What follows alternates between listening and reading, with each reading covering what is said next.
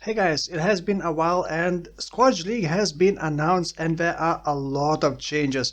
While the league itself may not be that interesting, it's like Breach 4.0 or is it 3.0 or is it 5.0?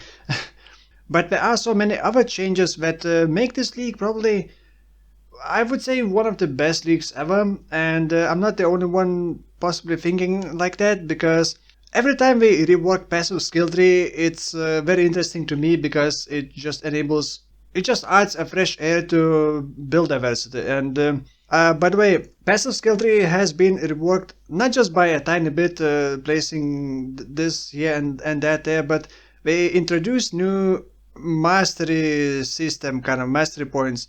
I'm not gonna go too deep into every single thing because many other content creators are doing like a dedicated videos about every single thing. So I just want to give you kind of my impression about the league and what I think about all those changes. Also, sorry about the noise outside. The main road is closed and cars are kind of wandering in the wrong street and going through my house all the time. Now, the league itself, like I said, is not too impressive. However, visually it looks so cool. When the first time I saw the trailer, I saw those creepy monsters and then the spooky atmosphere. I immediately thought about Stranger Things and the Upside Down and that monster from Stranger Things, and I guess it's a good timing because it's Halloween time. There are so many cool changes, and I just want to quickly mention I marked some things while watching the trailer. So the first thing, visually, the league itself looks very cool and like a spooky Halloween theme, very fitting for this time of the year. And in this league, we're gonna be able to. It's kind of like a mix between incubators. Imagine like incubating your item, but instead of it dropping an additional item, it corrupts the item, and you can corrupt it 3 times. And the outcomes can be very powerful at tier 3 corruption. It adds one positive thing and one negative thing. So you can actually even modify unique items, which is super cool.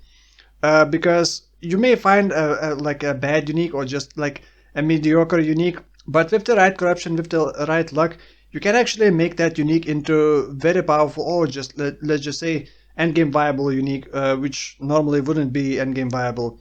I love this part. That is so spooky and so cool.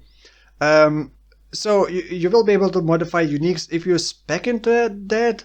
That's gonna be one of the mastery points from here, I believe. Unique items can be transformed, so you will be able to modify uniques, which can turn already good endgame unique items into super OP endgame unique items. By modifying them, of course, it's based on luck, and once you corrupt it, you can't really change it in a normal way. There are also interesting things for rare items. You can get a free Exalt Slam, which you may not want, but it's risk versus reward, I guess. Then Atlas rework. Atlas is kind of being shrunken down, and it's gonna take way less time to get to the end game. Unveiling items is much faster. Like you know how currently you have to unveil it multiple times to get the multiple tiers. Or just get to the first tier to be able to craft it.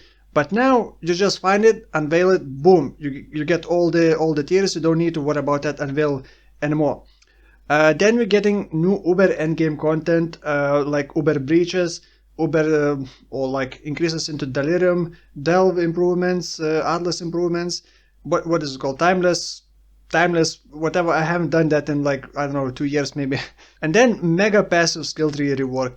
And this one is probably my favorite thing about this league so far. Well, it does look very different from what we are used to, but most of the things are going to be in the same spot. It's just we are adding more niche things into mastery things. So if you scroll down, you're like once you allocate the big thing on the wheel, you're gonna unlock this thing, which you're also gonna have to place a point, and then you're gonna be able to select one out of multiple choices. And you can actually find the same mastery on different spots in the passive skill tree, so you can actually get multiple masteries from that thing. Some of these things actually are not good because, well, I guess we are yet to see if it's going to be good or bad. but some of those things are gonna limit you, I guess. For example, anointments, you have to actually physically select the this mastery on the passive skill tree. Like if you're gonna anoint this thing, it's not gonna add a mastery, so you're gonna still have to travel here or on the other mastery on the passive skill tree somewhere else to pick up the mastery. Actually, sounds interesting, but I guess we'll have to see if it's actually better than what we used to have before. Then we're getting a bunch of new skills like time rewind skill when which is actually a reservation, so it cannot be triggered with the cast on death, for example, or cast while channeling or stuff like that. And the time rewind turns back time like 4 seconds, and it heals your life mana. And I've also thought that it also like restores your charges and other things, but I'm not sure about that. It seems this skill, I would not recommend using it right from the start. First, figure out how everything works, what you want to do with it, and if you want to do anything with it, because it adds an extra button, obviously. And I assume if you use it at the wrong time, you're gonna revert yourself back to where you had less HP than you have right now. So you don't necessarily want to use it all the time, and it may screw up with your flow of the gameplay. So this is one of those skills that I would be very careful of using. Then we are getting tornadoes. Yay, we are getting tornadoes, if I can find. I was so hyped about the tornado when I saw it that I didn't even think if it's actually gonna be very viable. But now that I look at it, it's kind of stationary. However, it is an orb thing, and I can already immediately tell you an interesting thing about it. You can only have one orb of the same skill, but you can have multiple orbs. And the tornado itself is actually treated as an enemy because it also reflects the damage that you do on that orb onto enemies. So one cool thing, you can chain off tornado into hydrosphere into a boss. So you can chain like normally you need 3 targets to chain back to the original target. So if you hit the boss, it has to chain once, has to chain to another enemy, and then back to the boss. Like you cannot have two hydrospheres. So you couldn't chain between boss with just a hydrosphere. But now, if you are tornado and hydrosphere, now you can chain boss, tornado, hydrosphere back to the boss, back to the hydrosphere, back to tornado, back to the boss. So arc may actually become super OP. I'm not even sure if it's gonna have the same interaction as with Hydrosphere with everything, because you can actually shoot projectiles into Tornado to kind of empower it. It's almost like Flame Wall, sort of mixed with the Hydrosphere. It's kind of weird combo, and I believe visually it also changes. Like if you shoot fire projectiles, it's gonna become fiery, which looks more like a poison to me here. So I think Tornado can become more of a utility thing, like a hydrosphere, rather than a skill that you would use all the time. It's not gonna become, let's say, I don't know, like a blade fall, because it's a physical spell. Well, it does disappoint me a bit that it's not gonna be like a main skill, but more like a utility. But who knows, maybe we'll figure out how to use it more like a main skill. Then we are getting a bunch of party skills. We have never had a specific, like, dedicated party skills, and those party skills are called links. So you basically have different link skills, and they do different things. Now, one tricky thing is, or one important thing is to remember that when you link yourself to a party member, if that party member dies, you also die. You normally cannot link it to minions, but there is a spec that can allow you to link it to minions. However, you don't want to link it to something like skeletons that are very squishy, because if skeleton dies, you die. It also drains mana per second. The base cost is 15 mana per second. There's also another link that procs your spells that a linked character or a linked minion attacks an enemy. So I immediately thought about, since I'm playing solo, I immediately thought about minion builds. You link to a minion build, minion attacks, and it procs your spells. However, the mana cost may be a bit too insane if it drains 15 mana per second, and that's before all the mana multipliers get applied to that. Like you can see here, the example. Why is the quality so bad? Come on, YouTube. Okay, I guess it's static quality. So this person has the skill, the Firestorm, and this guy is just cycloning. So whenever this guy hits enemies, it casts a skill from this guy. So this seems very, very cool. And it actually may encourage people to party up and play in party. Whereas our link skills that have not been revealed yet, well, the names have been revealed, like a vampiric link, destruction link, and something else. There is soul link, which basically uses your energy shield to absorb part of the damage done on the linked person. Then there's protective link, which shares block kind of and restores life on block.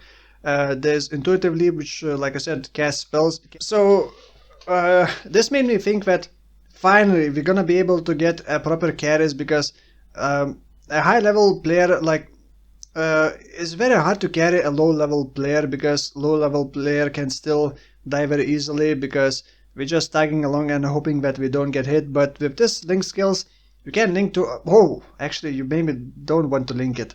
Well, I don't know. Because if the link target dies, you also die. So the carry could also risk dying if the one that is being carried also dies. So that may not be good. Then we are getting a bunch of guild improvements, guild hideouts, which sounds cool. Not sure how useful that's gonna be. Also decorations, massive changes to decorating hideouts. The hideout decorations will not cost favor anymore, and you basically can purchase any decorations you want from any of the masters.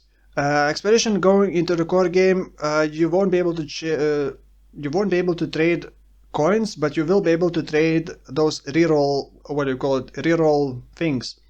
By the way, Uber lab trials are going away. Well, Uber lab trials are not going away. You won't need to do 6 trials to unlock Uber lab. You're just gonna have to get an offering, and that's it. You can buy the offering, you can run a trial and get the offering. Now, item drops and pick up improvements. This is like an old requested feature. Well, not really a feature. It's still not enough to me, I think. It's just gonna try to stack items more instead of dropping multiple items of the same thing. Or maybe just like drop fewer wisdom scrolls or portal scrolls, but when it drops, it actually is gonna drop in multiple stacks. Some things are going away, like Barandus is going away completely. There are a bunch of minor changes, some improvements, some, I wouldn't say improvements, like a problem. This item is too strong, and the solution is just remove that item. I don't know how to feel about some of these changes, but overall I'm very hyped, very excited, and this is probably gonna be one of the most exciting leagues ever. Not the league itself, but with the combined all the other changes. Oh, by the way, did I mention we get a Star Wars lightsaber? There's a skill called Energy Blade, which uses your energy shield and basically gives you a lightsaber sword, sort of. So yeah, a lot of cool things. I don't want to drag this video too long, it's already a bit too long. We also got the patch notes, already got the patch notes. So, normally I would plan a build already once we get the patch notes, but path of building is not up to date with the new passive skill tree. So I don't even know what exactly is gonna be, like what it used to be in this spot, but what exactly is gonna be in here, for example, or there. So I'm not sure if I want to plan a build just yet, and I'm really not sure what build I wanna play. So feel free to comment below, what are your league starters? Are you gonna be doing something new? Are you gonna be doing something old? I heard that Spectres are kind of dead, at least Syndicate operatives, so what are you gonna be playing? Let me know in the comments below. So thank you for watching, and I'll see you in the next video. Bye bye.